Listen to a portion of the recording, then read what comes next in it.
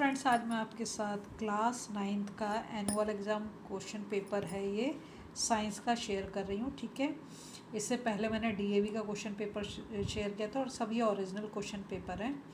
Total marks होंगे आपके 80 और टाइम मिलेगा आपको 3 आवर्स का। ठीक, देखो सेक्शन ए में तो आपको 20 MCQs मिलेंगे, तो हर एक क्वेश्चन को बहुत ध्यान से देखकर तब आपने करना है। सारे आंसर इसमें सही नहीं मिलेंगे।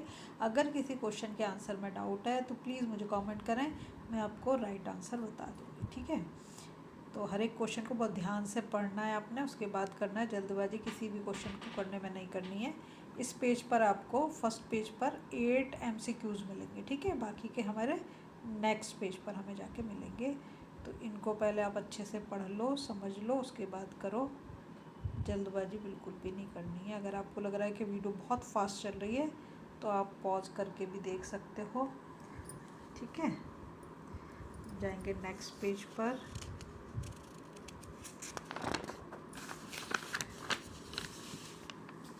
नेक्स्ट पेज पर क्वेश्चन नंबर 9।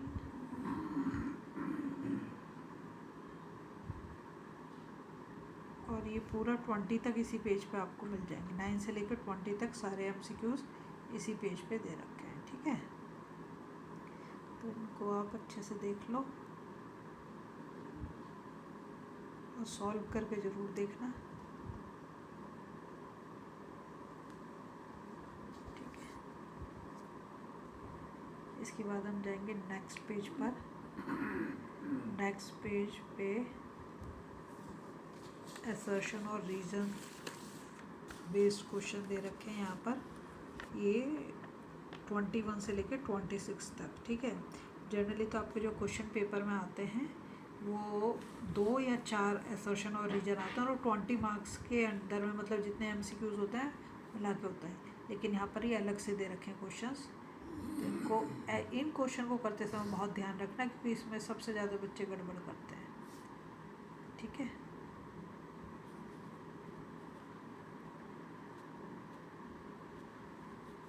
इसके साथ ही हम अब जाएंगे सेक्शन बी पर। सेक्शन बी में जो है आपको क्वेश्चन नंबर 27 से शुरू होता है आपका सेक्शन बी। हर एक क्वेश्चन को बहुत ध्यान से पढ़ने की ज़रूरत है। पेपर बहुत इजी है। ठीक है, और इसमें से बहुत सारे क्वेश्चन के आंसर आपको मिल जाएंगे मेरे चैनल पर भी। हम जाएंगे नेक्स्ट पेज पर। ठीक,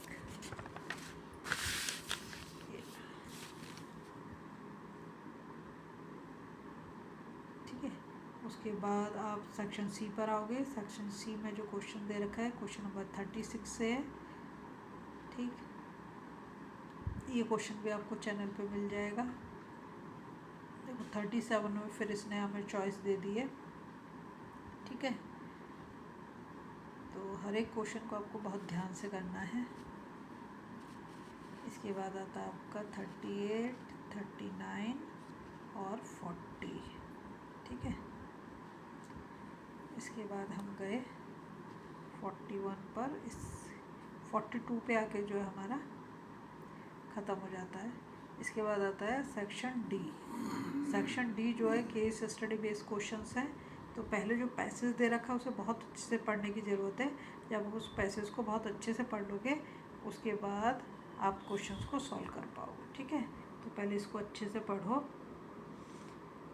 अब यहाँ पर ये आधा दे रखा है, नेक्स्ट पेज पे कंप्लीट होगा, तो अभी आधा देखो। उसके बाद हम जाएंगे नेक्स्ट पेज पर, वहाँ आपको ये पूरा मिलेगा। ठीक है, ये रहा। पैसेज को पढ़ने के बाद तब नीचे क्वेश्चंस पे जाओ। डायरेक्ट क्वेश्चन पे जाओगे तो नहीं कर पाओगे। ठीक है, अब धीरे धीरे धीरे जो है क्वेश्चन नंबर, इसमें जो है आपको 5 क्वेश्चंस दिए हैं। जनरली जो ये होता है ना स्टडी बेस्ड क्वेश्चन, इसमें 4 ही क्वेश्चन आते हैं और एक क्वेश्चन में चॉइस भी रहती है। यहाँ पर इसमें जो 5 क्वेश्चन देती है। ठीक, उसके बाद आपका शुरू होता है क्वेश्चन नंबर 44। ठीक है, अच्छे से पढ़ना है पहले क्वेश्चन को, उसके उसके बाद आपने करना है, ध्यान से देखो इसको। जाएंगे नेक्स्ट पेज पर।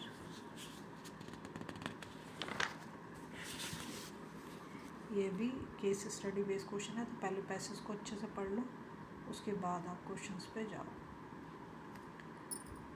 पेपर बहुत इजी था और ये छोटा भी पेपर था, ठीक है।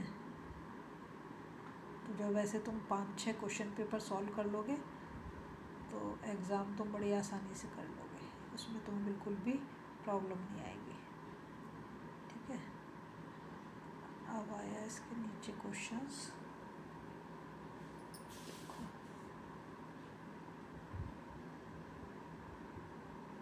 अगर आपको वीडियो पसंद आ रही है ना, प्लीज़ लाइक शेयर सब्सक्राइब कर दें, फॉलो जरूर कर दें, कम से कम अपने एक फ्रेंड के साथ ज़रूर शेयर करें।